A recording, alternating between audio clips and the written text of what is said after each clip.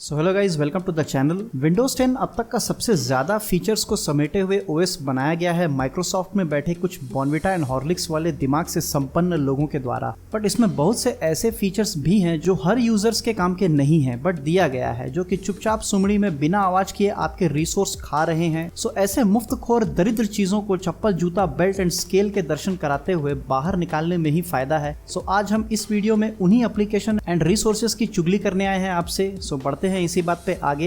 And before we start, अगर आप नए हैं इस चैनल पे तो कृपया सब्सक्राइब करें एंड घंटी जोर से बजाएं ताकि चुगली करने की परंपरा चलती रहे। बस रेड बटन में क्लिक करें एंड एंजॉय द वीडियो। सो सबसे पहला योर रैम, इसमें हमने पहले भी डिस्कस किया है, सो शायद कुछ लोगों को पता होगा। बेसिकली रैम आप जिस फ्रीक्वेंसी का लेते हैं लाइक 3000 और 3200 मेगाहर्ट्ज, रैम आपके उस फ्रीक्वेंसी पे एक्चुअली चलता नहीं है। ये डिफॉल्ट बेस लिमिट पे चलता है like 2133 megahertz for DDR4 type. इसको अगर आप इसके टॉप फ्रीक्वेंसी पे चलाते हैं तो आपको परफॉर्मेंस में कुछ इंप्रूवमेंट मिल सकता है। Actually it's like overclocking. So now as computer default पे रन कर रहा है, we will externally tell computer कि भैया हमने ज्यादा पैसे दिए हैं क्योंकि हम अमीर हैं, तो हमारे रैम के औकात के हिसाब से ही इसको चलाओ। बट इसके लिए आपको बायस वाले जंगल में जाना पड़ेगा, जो कि कॉम्प्लेक्स होने के साथ साथ खतरनाक भी है। So little careful. तो आपके बायस में आपको एक ऑप्शन मिलेगा विच इज XMP और मे बी DOCP। ये दोनों में से कोई भी ऑप्शन मिलेगा आपको। अगर आपको बायस में ये नहीं मिलता है तो प्लीज सर्च गूगल कि आपके मदरबोर्ड के बायस में ये कहाँ अवेलेबल होगा। I am sure her motherboard के पास में ये दो में से कोई एक ऑप्शन होते ही हैं। एक बार अब जब बायस में आ गए तो वहां पर आपको रैम फ्रीक्वेंसी नजर आएगा, ये डिफॉल्ट पे रन हो रहा है। सो इसके लिए आप जस्ट अनेबल योर XMP और DOCP, इसको अनेबल करती साथ में आपको शायद आपके बायस में टॉप फ्रीक्वेंसी चुनने का ऑप्शन मिलेगा। So just choose what ever the frequency of your RAM. Like अगर 3000 का है तो 3000 सेलेक्ट करो, 3200 है तो 3200 सेलेक्ट करो। उससे ज्यादा सेलेक्ट करने की कोशिश ना करें क्योंकि उसके लिए फिर आपको वोल्टेज एडजस्टमेंट एंड ऑल करना पड़ेगा। सो बेस्ट थिंग कि आप अपने रैम के हिसाब से उसको सेलेक्ट करो एंड सेव एंड एग्जिट। आप शायद परफॉर्मेंस में कुछ डिफरेंस पाएंगे। Second, disable all the background services and applications. It's very very powerful and important to do. ये आपके रिसोर्सेज को दीमक की तरह चाट रहा है पीछे, और आप आगे पिलपिलाते रहेंगे ये सोचते हुए कि आखिर क्या हो गया मेरे डब्बे को। सो ये स्टेप आप ट्राई करो, हो सकता है आपका काम बन जाए मुफ्त में। सो उन बैकग्राउंड एप्स में से मैं कुछ का यहाँ पर वर्णन कर रहा हूँ, कृपया बड़ी ध्यान से देखिएगा। First step, go to control panel and ease of access. Disable ये दो tick mark, read it carefully. I guess इसका मैंने आज तक कभी भी इस्तेमाल नहीं किया है, आप चाहो तो इसको या अनेबल भी रख सकते हो। ये भी बैकग्राउंड में रिसोर्सेज खाते हैं। सेम नेक्स्ट आपको मिलेगा जो कि व्यूज टैब में आपको जाना पड़ेगा, जिसके लिए so go to file explorer, views tab, options, view, scroll down and आपको वहां पर एक ऑप्शन मिलेगा show sync provider notifications. Uncheck this menu and save it. ये विंडोज 10 का नोटिफिकेशन फीचर है जो कि आपको हमेशा बताएगा new features of Windows 10 in file explorer. So अगर आपको लगता है कि आपको विंडोज 10 जनरल यूज आता है, then disable it or else you can keep it as it is. Next step, go to system, advance system settings, remote tab and disable this option. अगर आप नेटवर्क में हो एंड रिमोट डेस्कटॉप को use करते हैं then इसको disable मत कीजिएगा, वरना आप इसको डिसेबल कर सकते हैं। एंड अब जब आप यहाँ तक आ ही गए हैं then just click on advance tab, settings button, वहां पे select adjust for best performance. ये कुछ तो बैकग्राउंड सर्विसेज को डिसेबल कर सकता है। अगर आप जानना चाहते हैं तो यहाँ पर नीचे लिस्ट दिया गया है, इसको आप पढ़ लीजिए ये क्या क्या डिसेबल कर रहा है। ये भी आपके विंडोज को लाइट वेट बनाने में काफी हेल्प करेगा। Next, search system configuration in your search box, go to boot, select no GPU boot and save it. That's it. ये आपके बूट को थोड़ा फास्ट करेगा, so you can save few seconds.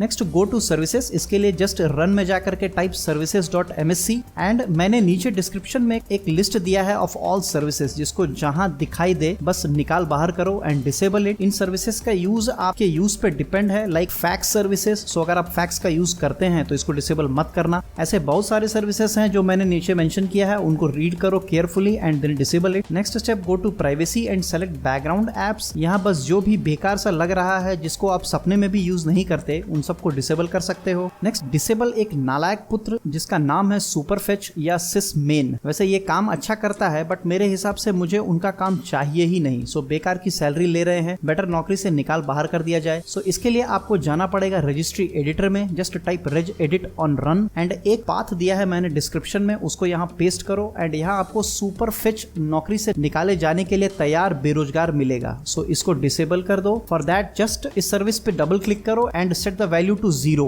Another important बात, पुराने Windows 10 या Windows 8 और 7 में ही इस सर्विस को ही सुपरफेच कहा जाता था एंड मॉडर्न विंडोज 10 में इसको ही sysmain कहा गया है। सो दोनों ही एक ही चीज है जिसका सर्विस भी बैकग्राउंड में रन होता रहता है, जिसको आप सर्विसेज से भी डिसेबल कर सकते हैं। सो ये sysmain एक्चुअली आपके सिस्टम में फ्रीक्वेंटली यूज होने वाले एप्लीकेशंस को प्री लोड करता है रैम में, ताकि आप एप्लीकेशन को स्टार्ट करने के टाइम काफी स्पीड का अनुभव ले सके। But at the same time ये आपके रैम के स्पेस को भी खाता है। सो जब आप उसे यूज नहीं कर रहे हैं एप्लीकेशन का, फिर भी ये वहां पर घर बना करके बैठा रहता है। सो बेटर इनको भी रैम निकाला दे दिया जाए। नेक्स्ट आपका हमारा पड़ोस की एक किडनी वाली बुढ़िया एंड सामने वाले परिवार जिसका टीवी बेचकर आपने लैपटॉप लिया है, उन सबका फेवरेट डिसेबल स्टार्टअप एप्स। ये तो सबको पता है, इसके लिए go to settings, apps, startups, यहाँ से सबको डिसेबल मत करना, वरना रात में वॉरजोन वैलोरेंट खेलने के टाइम पे आंसू बहाते हुए चांद को देखना पड़ जाएगा। So just disable all the apps जो आपने अलग से इंस्टॉल किया था, like all the game launchers and applications जो कि स्टार्टअप में रिक्वायर्ड नहीं है, उन सबको डिसेबल कर दो ताकि स्टार्टअप आपका लाइट वेट हो जाए। नेक्स्ट स्टेप तो बहुत कॉमन है, आप सबको पता है, like increasing virtual memory. It's simple, ये आपके रैम के स्टोरेज को अगर वो कम पड़ता है देन फाइल्स को डिस्क स्टोरेज में ट्रांसफर कर देता है फॉर सम टाइम। सो अगर आपका रैम काफी है, like now for general applications 16 GB आप यूज कर रहे हैं, तो मेरे हिसाब से इसका जरूरत नहीं पड़ेगा। और एल्स अगर आपको लगता है कि रैम कम पड़ रहा है देन आप इसको ट्राई कर सकते हो।